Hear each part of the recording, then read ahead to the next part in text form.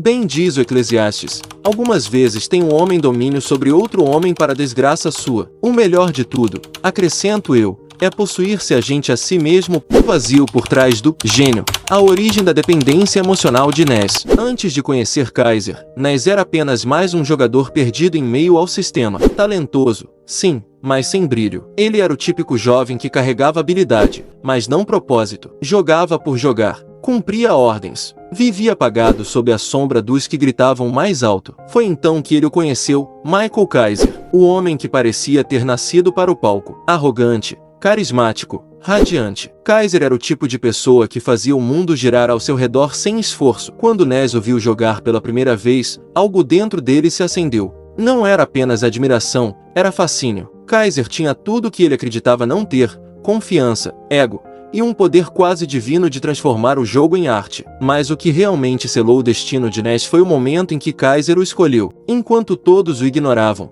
Kaiser o chamou de meu mago. Essa simples frase quebrou anos de invisibilidade. Ness, que vivia sem um espelho onde se reconhecer, encontrou um reflexo, mesmo que esse reflexo fosse o de um servo. E é aí que nasce sua dependência emocional, no momento em que ele confunde gratidão com submissão. Desde então, Ness se torna o fiel escudeiro, o braço direito, o homem que acredita ter encontrado sentido em servir. Mas a verdade é mais cruel. Ele não foi salvo, foi domesticado. Kaiser percebe o talento e a devoção de Ness, e o usa como extensão de si mesmo. E Ness aceita isso com um sorriso, porque, para alguém que viveu a vida inteira no silêncio, até mesmo as migalhas de atenção soam como música divina. No fundo, Ness não busca vitória, busca aprovação. Ele não quer ser o herói, quer ser o ajudante do herói. E essa é a tragédia de sua alma. Ele se apaixona pela própria prisão, acreditando que servir a Kaiser é sua missão, quando, na verdade, é sua fuga de enfrentar o próprio vazio. Kaiser lhe deu um propósito, mas roubou sua identidade. E como muitos de nós, Ness confundiu o brilho do outro com a própria luz. O culto à superioridade. Por que idealizamos quem nos destrói?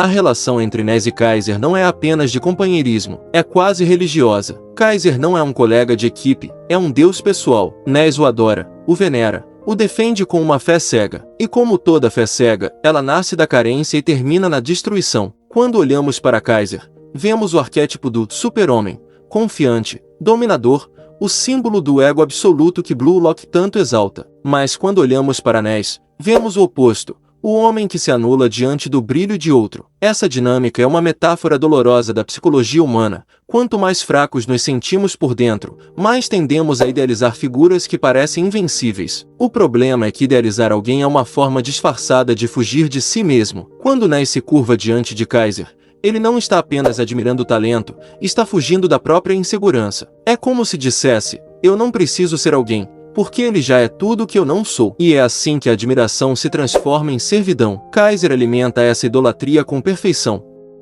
Ele sabe o poder que tem sobre Ness e o mantém em um ciclo vicioso.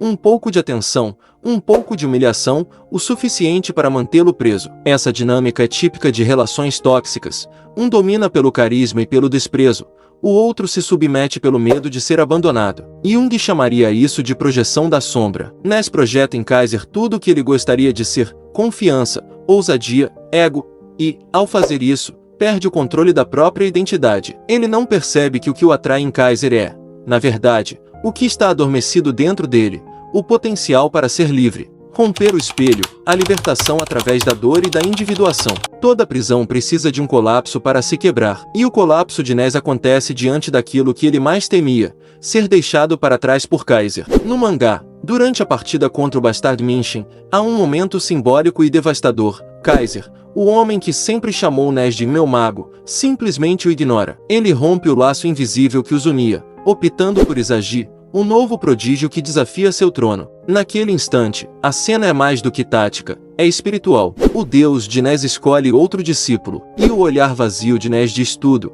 ele foi descartado. Aquele olhar, misto de choque, traição e desespero, é o ponto de ruptura. Ness percebe que todo o amor, toda a devoção e todo o sacrifício que entregou a Kaiser não significavam nada. Para Kaiser, ele nunca foi um parceiro, foi apenas uma ferramenta, um reflexo conveniente do próprio ego. E essa descoberta destrói Ness por dentro. É o momento em que o castelo dourado desaba, e ele finalmente enxerga as correntes que o mantinham preso. Mas é também nesse colapso que começa a sua libertação. Porque quando alguém tira tudo de você, resta apenas o que é verdadeiramente seu. Kaiser levou sua fé, sua lealdade e sua função, mas não pôde levar o que sempre esteve escondido, a chama interior que Ness nunca deixou brilhar. Esse abandono, embora brutal, é o início de algo novo. Ness precisa confrontar o vazio, o medo e a solidão que sempre o paralisaram. E nesse confronto nasce o primeiro lampejo de autonomia emocional. Ele entende, pela primeira vez, que não precisa ser o mago de ninguém, pode ser o criador do próprio feitiço. Jung chamaria isso de o processo de individuação, o instante em que o indivíduo,